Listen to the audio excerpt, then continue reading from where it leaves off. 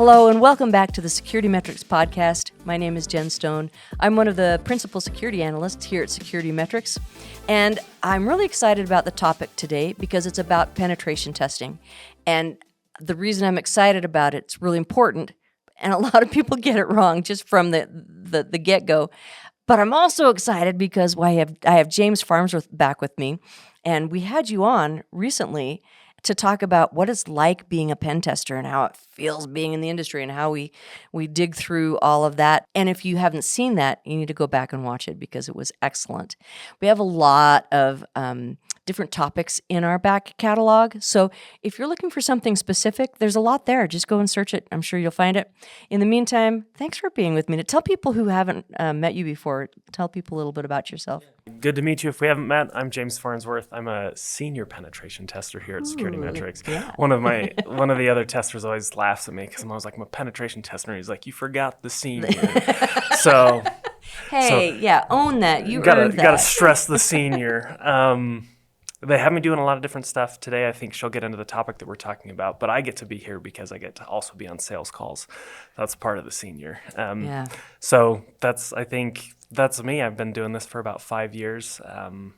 All kinds of certifications, education, and enjoyment. So we like technology here, and That's great. that's me in a nutshell, I guess. And I get to be on sales calls too. And not that we are salespeople at all, and not even that we enjoy the sales process. But part of a good sales process is to get it right. What are we actually offering? What's the product that people are getting from us? And that's a difficult thing to kind of ferret out from the beginning, because a lot of times we'll be talking to people who they know they need something, but they don't know enough to help us, right? So starting with the fact that a lot of people don't understand what a penetration test is and how that might be different from running scans. Maybe you could give a kind of an overview on what is a penetration test. The simplest way that I like to state it is it's just verifying a bias, essentially, like a technical bias. So when we look at penetration tests, everybody thinks they know what's going on from a security standpoint. Mm-hmm. Everybody thinks that something's configured a specific way. Everybody thinks there are certain permissions. And so really what a penetration tester goes through and they go through and verify those biases. Is what is actually happening reality, right? Like what you think is happening, is that reality? And so what we're going through and doing is they call that testing. Yeah. And there are different products or services that align with, like, how do we define this so we can have a common conversation? And they're, again, coming back to your backlog of stuff, there are webinars for like the types of penetration testing we do here and different things like that. But common ones may be web applications, networks, externals, phishing, those kinds of things. Right, exactly. One of the things that I'll get, especially with people who are new to maybe let's frame it in terms of PCI compliance, or any type of compliance, HIPAA compliance. It doesn't matter your compliance. A lot of times the reason people are doing security is because they have to be compliant against something. And my favorite ones are the ones who just want to do all of the activities that will help them assure that. But let's be honest, a lot of groups do that because of a compliance need. And so let's say we have somebody who needs to be PCI compliant because they take credit cards in some way, and they'll say, "Great, I need a pen test with that assessment, right?" And so we'll go through and talk about that. But just because it's a compliant checkbox, they don't actually know what they're looking for.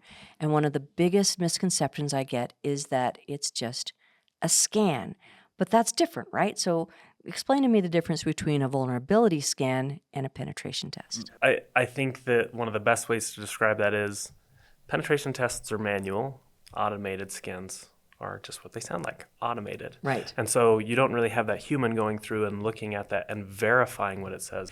And so what happens is you can have these companies do automated scans, and it will go through and it'll say, hey, this is an issue, hey, this is an issue, hey, this is an issue. And when you get down to it, sometimes it is, and sometimes it's not. The big differentiator is it's manual. But the other thing you get with that as well is less false positives. So if you look at scans, that conversation of, hey, like this is an issue, it may or may not be one. So less false positives. But also one of the other big things that you get is you get to consider the impact in that business that you're working with. So an automated scan will just have a very narrow scope and say, okay, there's this issue. and it won't tie it in with other issues that are there. It won't try and exploit it most of the time. And then also, like, it's not going to tell you how that really affects your business, because it's just going to look at it from a technical side, and it's not going to go, oh, this was in that database and that's all of your customer information, there are credit cards in there, or oh, there was a password in there and now you can pivot to this other machine. It's just going to be very, very narrowly focused. Right. I think a theme in this that we're going to have is, why are you doing a pen test? That comes through, right? Yeah. Like, why are you doing them? But when you look at a pen test, it really falls into hopefully a larger security framework or a larger security strategy. So this is a tool used to reduce the load on manual testing to help you find known configuration or vulnerability issues. I love that explanation, because then it also takes and shows that there is an interaction between scanning and penetration testing that's very important. So as an assessor, I will, not very often, but sometimes I'll get a customer that reaches out and says, look, we saw this on our vulnerability scan. This is not correct. It's not even going to affect us. What do we do? And my response is always, if the scan, as an assessor, if I get a scan that's not passing, I can't, as an assessor, go, yeah, you're probably just fine, we're going to ignore it. I have to have a lot more information than that. And so sometimes an organization has the internal skill to evaluate what they're seeing from the scan, demonstrate that, go in and do the extra research themselves internally and say, look, this is not a problem and here's why, write it up, document it, somehow get that, modified in the with the ASV scanner that they're working at, all of the, ducks in a row, so that a QSA can say, oh, you're right, it's fine. Otherwise, we can't do that. But sometimes if they don't internally have that skill, that's where they're going to want to turn to a pen tester or rely on the penetration test that they're having done to use that in interaction with the scans and say, look, this is a false positive, rather than just, oh, we got a false positive and now we can't pass our PCI compliance, right? There are other things that can be done, and penetration testing helps with that. Absolutely. And while you were talking, I was also thinking, one of the ways I got into pen testing was I was on the support side of SecurityMetrics, has obviously like the support team. Right. I was on there, and they have basically scan techs is what they call them, Yeah. which is not a common term. Like one time somebody asked on my resume, what is that? What is it? Like, what is a scan tech? I'll look at vulnerabilities all day. It's Yeah. actually one of my favorite jobs. And so when you were talking pretty about cool. that, like there are different ways around stuff where if you don't have the expertise. So I guess that's a plug. If you use us, like we have a great support team. So call in. Actually does that work. That's the really cool part about it. So that sometimes you'll work with a scanning organization that doesn't have scan techs, and they don't work with you on those things. So you have to know for sure what you're getting when you get a service. Otherwise, you might get a scan that you don't know what to do with that issue, right? But I love that was kind of a jumping off point for you, because when you see these vulnerabilities and have to dig into them, it starts giving you the knowledge to become a pen tester. That's how closely tied vulnerability scanning and penetration testing is. Here's another thing about pen testing that a lot of people don't have a lot of knowledge on, and that is, as you were saying earlier, that we have a lot of webinars out there, a lot of things, but there's something that we say, what is the penetration test perspective? What perspective are we going to evaluate? So one of the things that while we're talking that I want to highlight is while we're talking about scope, perspectives are part of that scope. Mm-hmm. And one of the things that we were trying to do in the conversation was tie in, well, what is a pen test? What is a vulnerability scan? Mm-hmm. Because when we're talking about scope, one of the common things that happens is people will say, okay, but you're going to run scans on that, right? And so it's like, yes, we will. But when that's a common question or something that comes up over and over again, one of these hard things is like, we don't always understand what a pen test is when we're asking for one. Mm-hmm. So one of the most important things when we start talking about these perspectives or what is scope or those different types of things, it's not always like the most simple answer. And so part of the answer comes from understanding the difference between things that are confusing, where you're talking about automated scanning and pen testing are very interlaced, and so they can get confused. And also pen tests can be expensive. And so it's like understanding that and understanding the differentiators between the two help in this scoping conversation. Yeah. I also like that you're highlighting perspective as well, because really when we're like looking at scope, like what is scope really? It's essentially defining what a penetration tester can test or where they can verify biases. Yeah. And it's basically like the main question we're trying to define, and the main thing that we're trying to solve when we have these sales calls or these scoping calls is to define like what is the need of the customer. Yeah. And so these questions of vulnerability scans come up, these questions of what is pen testing come up, and these questions of perspectives come up. And so all of this stuff, if it seems disjointed, it's because there's a lot that goes into quality scoping. Yes. Because if it would be concerning to me if you get on the call with a pen testing firm and they're like, no, great, we can just do it. And they don't ask you questions. And it's like, what? And it is also, I think, one of these questions of perspectives and scanning is important, because one thing I think when we're trying to talk about what is scoping, if I'm somebody watching this podcast, I'm interested in how can I know, like there's a lot of pen testing firms out there. How can I know that I'm going to go with a good pen testing firm or somebody who has at least the intention of doing well? Yeah. And that they care about your business the way that you do. Right. Obviously, nobody's going to care about your business the way you do, but cares, right? Because like it's your listens baby, right? and takes what you care about into account. Exactly. Or helps you understand why you should care about things in a slightly different way or from a different I love that I asked you a perspective question and you pulled it back to scope. Because scope is something that if we don't start with scope, perspective doesn't matter, because scope really is what's the environment that you're looking at.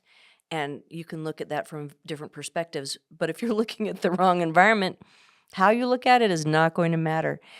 And scope is so serious that in the PCI, the new PCI 4.0, the re-emphasis on an annual scoping exercise, and people are like, what is this? And especially if you're a service provider and you have to do it 2 times a year. And so just kind of looking at what is scope, one of the misperceptions I get is, well, we're just looking at our PCI environment. Okay, but the scope of your PCI environment might be bigger than you think it is, or it might be smaller. So I get both of those things happen. So typically when I look at how do you scope something, what I'll say is, in what way can the systems and network components that you have in your environment, in what way can they affect the security of what you're trying to protect for PCI compliance? And that is cardholder data, right? Account data. And if you are in the healthcare world, in what way can those things affect protected health information? Or in general, privacy and security, PII. Even if you don't have information that needs to be protected in your environment, to keep your business running, you have systems in your environment that need to be protected. So understanding what you need to protect, that's what starts the whole, I get really excited about it. That's what starts the whole scoping conversation, right? Absolutely. And when you're talking about that, one of the things that I found interesting, because you asked me a question about perspective, and I derailed this like I normally do, I guess. You're so good at that. Yeah, I'm going to wear that as a badge of honor. We get to talk about more stuff. But when we're talking about the perspectives, it is a rare circumstance. I won't say it doesn't ever happen. But when we look at, part of the reason scoping conversations are so important is because resources are limited, whether that's money, whether that's time, whether that's internal buy-in. Any of this stuff is limited and requires effort. And on the flip side of that, so those were all resources on the business side, but on the consulting side or on basically like a third-party side, like our pen testing firm, we also have limited resources, right? And we also have limited time. And also it's this question of how can we make the most effective use of that time. So when we're talking about the scoping conversation, you had mentioned perspective. One of the reasons that's so important, like perspective is basically where is your starting point, essentially. Yeah. It's like, I know that there are pen testers that I work with that would take issue with that oversimplification, but it helps me to think of that, right? Like where I think it provides clarity. yeah, like where is my starting point? And I think that when we talk about that, and you were talking about, okay, maybe this is what I'm interested in protecting, but I also have all of this other stuff, right? Yeah. And so when we're talking about perspective, it's essentially where do I want to start the test? And when we're talking about scope, it's like what can that tester move to, Yes. right? Exactly. And so you can almost view it as like different zones, but one of the common ways you could also define perspective is in the services that whatever that firm offers, whatever that consultancy offers. So if you look at us, basically, our simple perspectives are internal network layers, which could mean you have web applications in there, we still touch them, but basically like your internal systems. Then essentially like your external systems is another perspective where it's like, okay, I'm unauthenticated, but I want to see what I can do from your external perspective. And then applications is another one. Like those are very, very common starting. And that's, those common starting points is actually what the PCI Council has us do in their recommendations, or excuse me, in their guidance, in their rules. Yeah, for reals. It is, you need to do an external network layer pen test. You need to do an internal network layer pen test, and you need to do an application layer pen test, unless they don't have a perspective of one of those, and sometimes you don't. If you don't have an externally available web application that in any way affects cardholder data, you're not going to do that one, right? But a lot of times it's a misunderstanding. People will bring me as an assessor. We had our application pen tested. Here's the results. Great. Where's your network layer? We don't need that. Yeah. Nuh-huh. And so I like that you kind of broke it down in that way. But then the lines get fuzzed a little depending on their environment, right? So you're looking at, for example, an AWS instance, right? What does that even mean? Do you have like virtual machines set up? And then it's kind of similar to what we just talked about. Are you using service layer only? Then it's not, right? But all of these require a good conversation and understanding of the environment. I think when you were thinking about that as well, I think you highlighted a really good point where things start getting muddy when we start having basically third parties so integrated into everything that we do, but we don't have control. And I think this is fresh on my mind just because it's been an internal discussion lately about what can we do in these circumstances and what permissions do we need. And so I think one of the things that I like that you're talking about is there may be a business process and something technical to support that business process, but we can't always test it because our clients don't own that, right? And so when you were talking specifically about, well, like, is it a service layer, or like, what does that look like? One of the other things that happens is usually like if they have cloud infrastructure, you can still look at that in different ways, right? Like serverless stuff, right? Like that's just going to be application, like they have API stuff. So you can still test it while you're still not testing that infrastructure that's supporting serverless.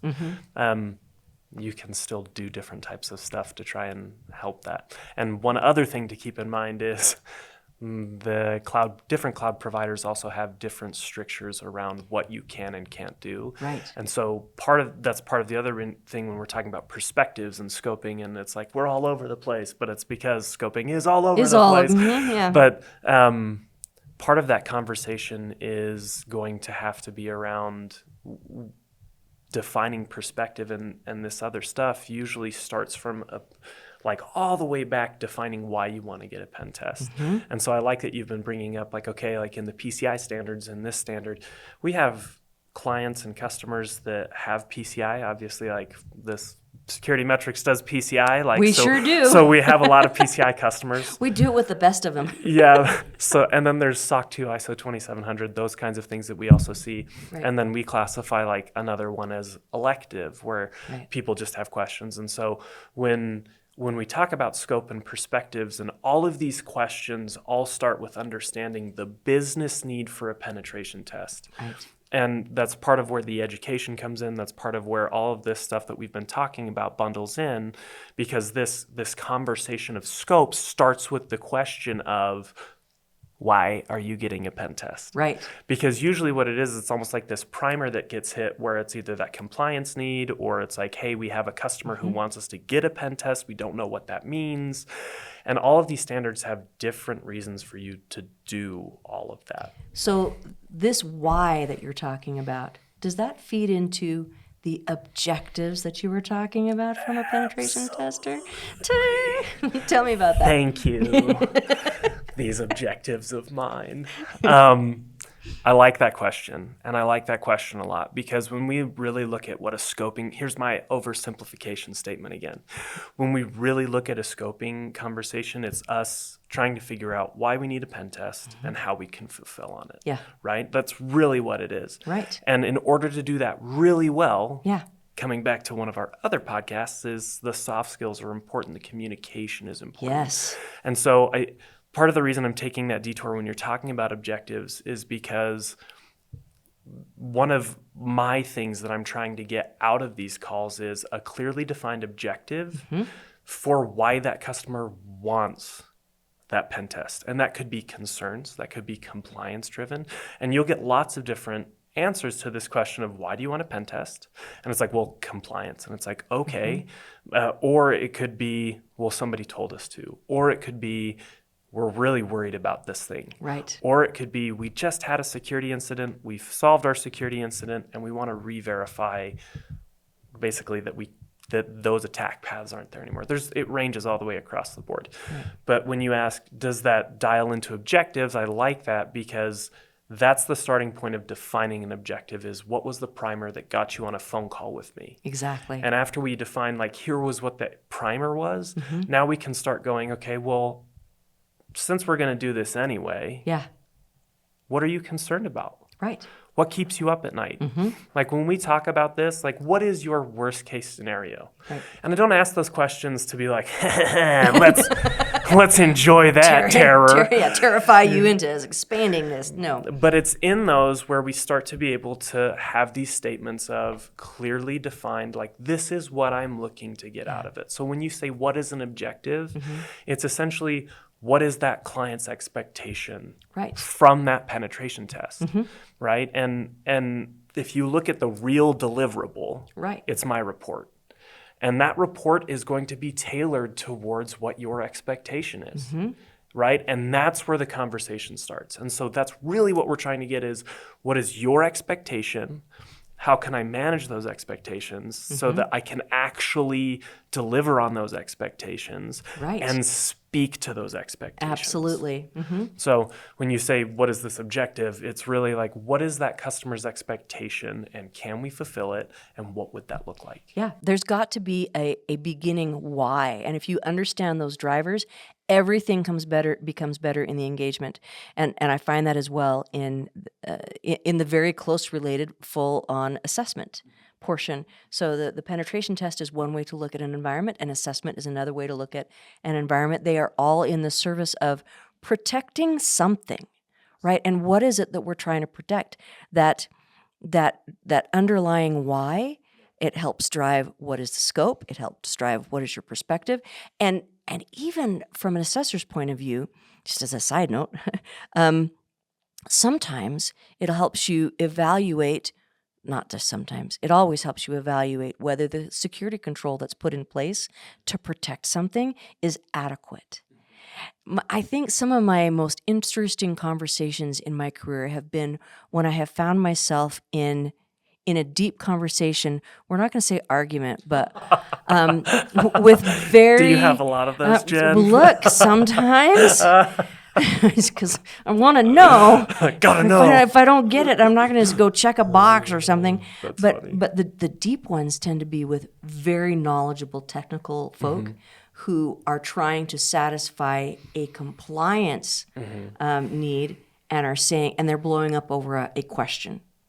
So that's really interesting because what you're saying is you're implying that it's going to probably take more than one person on the business side Yes. to help with a successful Yes, scoping call. exactly. So I know that you do audits, but it sounds like scoping and pen testing can be very similar in how you scope it out in regards to who needs to be on the call. Yeah. So can you talk to me a little bit about, on these scoping calls, what internal shareholders you need in order to have successful scoping calls? Absolutely. If you're doing some sort of network layer pen test, you need your network person on the call, and that's the last person that wants to be on that call.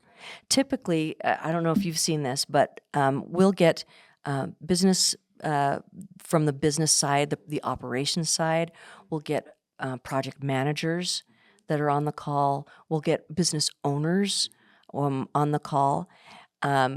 We'll even get CISOs and CTOs on the call, but they might not have that deeper knowledge of what's going on from a technology standpoint to be able to successfully scope. How do things communicate? Because if things communicate, that's the potential for bad guys to get through those communication lines, right? So you want the people who know how those communication paths interact. And so that's from a network perspective, and that all informs the scope of an assessment. Because if you can communicate with it, you can affect it. Typically, I mean, maybe we have an argument for ping, whatever.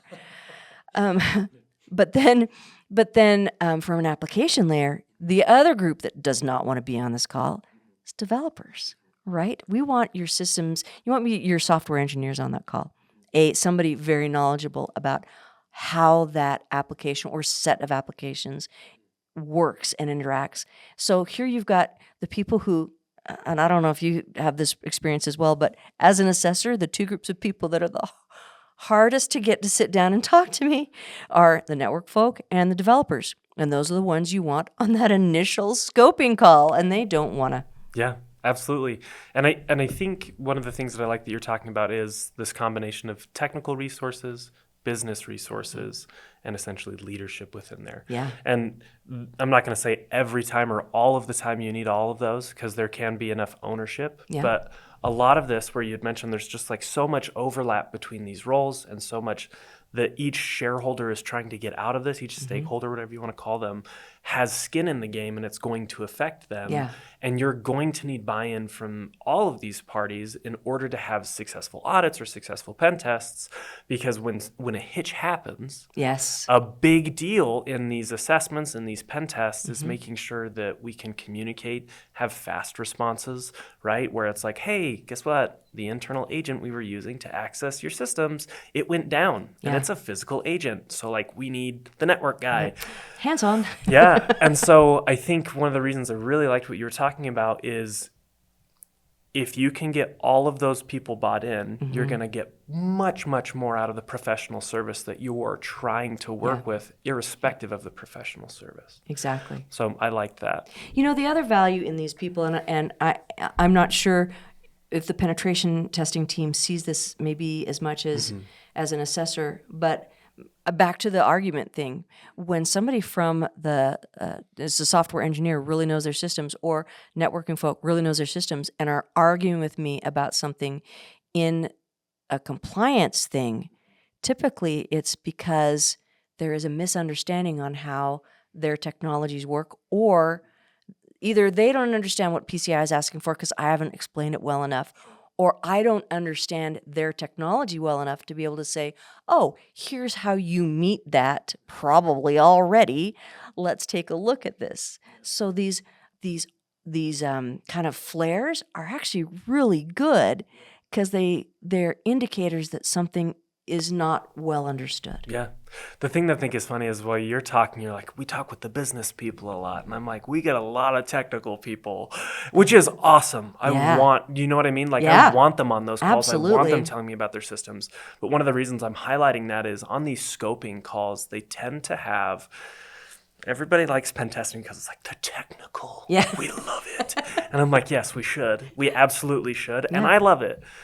One of the hard things that happens is because there is this I don't know where the difference is. Maybe it's because it's not governance, risk, compliance, or right. Like I don't know where the differentiator happened, but one of the roadblocks that happens is we start having these conversations, and technical people will get on the line, and it comes back to this perspective question, and they will just start hammering. This is what we use. This is what we do. This is how like our tech stack looks, and they're super proud of it. Yeah. And they should be. Yes. They absolutely should be. Yeah. The hard part that goes along with that is when we start the conversation from the technical side and neglect the business side, it's really hard to understand, okay, you do have this huge tech stack. How do I prioritize that tech stack?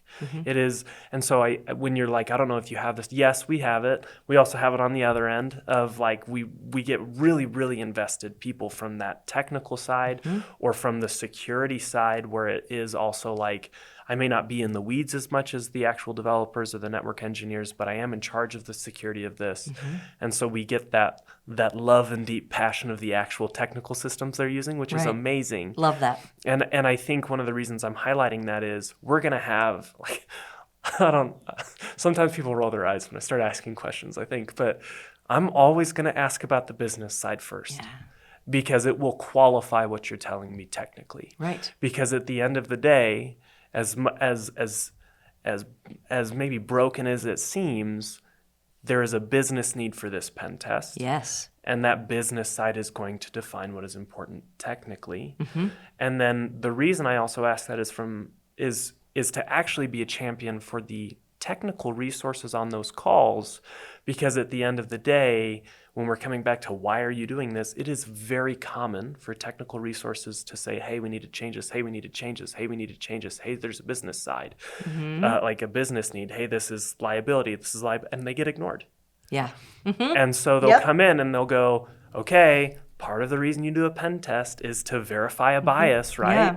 And so when they're saying, hey, this is a problem, your bias is wrong, they go, no, it's not. And then you go, okay, well, you're doing a pen test anyway. Like, here's the business need.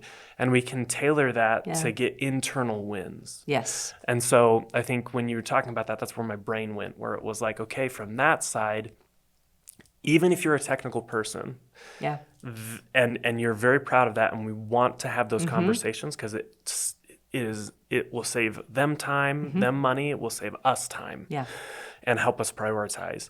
But the business side of, even if you're a technical resource, why are you doing this business need is going to reinforce your technical information, your technical knowledge, your technical concerns. I think that's one of the most important things that we as a third party can do for people that come to us is be that nexus between your technical and your business side and help them understand where each is coming from.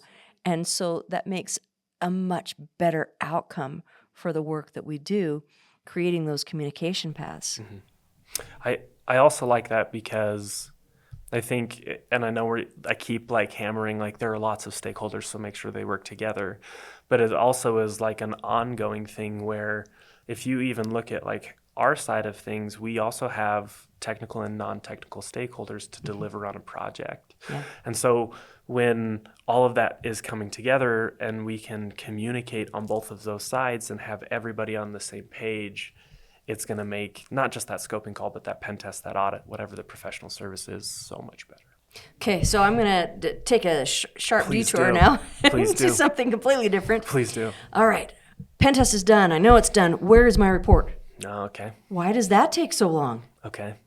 Well, I was going to use a profanity, and I'm not going to now. But everybody asks this, so we need to talk about it. It's like, what kind of quality of report do you want? And that's just like the unfiltered side, right? Like, and the reason I say that way is because I want to do a good job on those reports. And the person on the other side also would like a good report, right? And part of the scoping conversation, and I like that you said, when am I getting the report? One of the questions, if it's not asked, that needs to be addressed, so this is for everybody on there, if it's not asked, is what's the timeline you're looking for? Because if we're looking at this expectation side of thing, like what is a scoping call? What are your expectations? That's part of the expectation. Part of the reason that gets asked so often is because the expectation of timelines aren't set from the customer side Right. or from the professional Right. service side, right? And so this could be in regards to any firm, right? And so I guess I'm all full of tips today. But another That's why thing, we're here. another thing when you're to consider when you're going into these scoping calls, because I think one of my goals when we're talking about scoping is why am I interested in education for like what is a scoping call, is because like this is what I do for a living. And so to me, it may be very simple to be like, well, I know I'm going to do a scoping call. I know what to expect. I know what the common gotchas are. But like if I'm doing something in my house, I don't know what the common gotchas are because I'm not always in it. I don't deal with plumbing. Like I don't deal with electricity. But if somebody was there to say, hey, consider this. This is one of those big consider this moments where being clear in your expectations, this is a really, really big one because if we're looking at the business side of why am I doing this, it could be compliance driven or it could be like a customer driven, and there are deadlines in regards to those. So where is my report? Yes, yesterday would have been great to have the report, but it takes a while. Sometimes that can be one of the reasons. Yes. Expectations on both sides weren't set. And when we have these conversations, that's why I like being on the scoping calls. It's because we can set expectations and understand expectations so we can fulfill on them. Sure. Which is just, it makes everybody else's life easier. Yeah. But barring that, usually if that first point is addressed, where it's like expectations on both sides are agreed on, like usually there's not any surprises. Right. Which means you don't have to worry about that question. But sometimes, and I will say sometimes, because people are human and it is a professional service, and we talked about that manual piece as opposed to automated. Humans are humans. And so if it's like, where is my report? Maybe something happened in the testing process where we thought something would happen in the setup because like if we're doing an internal test or we're doing an application layer and you're supposed to give us credentials or something happens and maybe that sets us behind because it took longer to provision the accounts or it took longer to set up the beacon or any of this stuff on the timeline. Usually the second place where you can see that causes an issue and where is my report is maybe there was an issue in the process, whether that's on the business side or whether that's on the professional service side. It could be in either of those. And so this again comes down to expectations and communication. And one of the reasons that those scoping calls are important is because if you've defined that expectation, if it gets to this second layer of, hey, we have an issue because there's a breakdown in process, now we can speak to the expectation and say, what can we do? How can we do it? Yes. Because I think in there, ownership is important on both sides. Because if there's a problem, like and somebody is taking ownership on either side, that, it's a problem that you're not getting your report on time, which doesn't happen for the tests that I do usually. Just saying. It's not as common, but I wanted to explore the ideas why and what people could do about it. Is the biggest thing is communication. Communication, exactly. Communication. I've had a couple times where the customer has reached out to me and said, I told them I needed my pen test done on the 16th of August. Did you tell them that's when you needed the test done? Or the report? Or did you tell them that's when you needed your report in your hand? Because those are two different. Maybe they were like, yeah, we can do that on that date for you, thinking, oh, they have other things happening. They want, not that you're going to get a one-day test, but you know what I mean. Yeah. But there was a time frame that you had to fit in because for some reason, maybe they're doing a tech freeze and you want to put it in that time. But if the right information wasn't understood at that initial thing, they're not going to know, oh, what you meant was you wanted to report that day because of these other things that have to line up with time. If they had understood that, then the pen test would not have been done that day. It would have been done weeks before, right? So there is a process both for penetration testing and for assessments where you're doing the evaluation, but writing up the report takes quite a bit of time. And look, not to throw shade, but you're not writing 500-page reports. No, I'm not. But you are still writing reports that take thought, and it can take days to put it together and to go back, especially if you're trying to balance it out with other customers' needs, right? And so that was rude. I'm just salty right now because It's okay. these new 4.0s are just exhausting. Yeah. It's like 10 times the size of our reports. They are. Don't get me started. I'm 4 days behind on report partnering right now, and it's just because my estimates are off because the 4.0 has just it's slamming us. But either way, what I really like though is you're not just like throwing technical things on a page and walking away. There's actual words explaining and recommending and supporting future needs for these penetration tests for the customer. It's not just here's what we found, bye.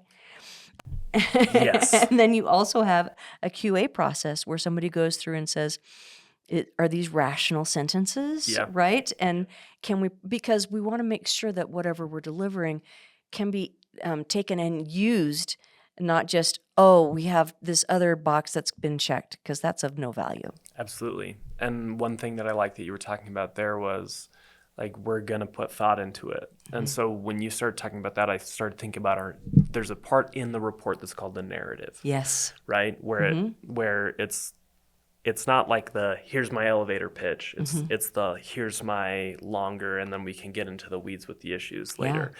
But it's like the so what of the report, I would say. And the reason I'm bringing that up is because this conversation of scoping, like if I'm putting a plug in for a pro tip of like, sometimes I feel like people are like, we just want to get this out of the way. A common gotcha is it's almost like an eye roll. Not all the time, and I'm not trying to like drag anybody through the mud, but it's like it's sometimes hard to see the value. People get very like, I'm doing this in my job, I need to do this thing, and like I just need to get through this. But one of the reasons the scoping call is so important, and one of the reasons we take that time to talk about the business need, the technical perspectives, the technical stack, all of that is for this so what part of the report. Yes. Because if we don't have that objective, like your expectations, like what you were looking for, the deliverable you're looking for, it's kind of like pin the tail on the donkeys type thing. And so that's one of the reasons when you were talking, I was like, that's a very good thing that you brought up in reports, because they are very heavily tied to setting your pen test up for success. Means a good scoping call in those so that we can give you a good deliverable. And that's really, for pen testing, the report is the deliverable. Right. And it just keeps coming back to that question, why are we even doing this anyway? And if everybody can be on the same page from the beginning, the entire process is smoother, and the results are going to be much more applicable to the environment and the customer that's receiving it. Absolutely. So, well, we could go on, I think, on and on about penetration tests, but I think this is a really good place to kind of wrap up. Is there anything that you really thought maybe we should talk about from penetration testing before we close? In regards and within the scope of this conversation of scoping. That communication is the biggest thing. And I think when we're talking about pen testing services, one of the ways that we get the most out of these pen tests is through communication. And so when you're like, what are you thinking about? I'm like, the big thing that I want in these scoping calls is communication and partnership. Because if we have that, we can deliver. Yes. And so if everybody forgets everything we talked about and you have concerns and all of that, just get on the call. Even if you don't have all the stakeholders, even if it's not optimal, just communicate. Right. And we can work from there. Exactly. So that's the big thing is, what do you want? And I think it comes back to what we were talking about last time too, where it's like the soft skills. Yeah. Critical. And so that's what I think of when you just, what's that last thing? Just communicate with us. Absolutely. With us. Well, we're going to have another conversation because we have not covered everything with penetration testing yet. It seems like this is going to be a series. Thank you so much for joining me today. And if this is your first time listening to James, I know that by now you're saying, I'm going to go find the other thing that we did. It is also on penetration testing, but it is more on the softer side of things. And then all of the topics that we cover, we typically cover everything from security, just straight security, to compliance, to risk, governance even a little bit. We talk to specific people about specific solutions. Sometimes we try and do that without being super salesy. And I think there's something for everyone in this space, and really grateful for everyone who continues to listen and offer comments. Thanks for being here with us, and we hope to see you again next time. Thanks for watching. To watch more episodes of SecurityMetrics Podcast, click on the box on the left. If you prefer to listen to this podcast, it's available on all your favorite podcast platforms. See you on the slopes.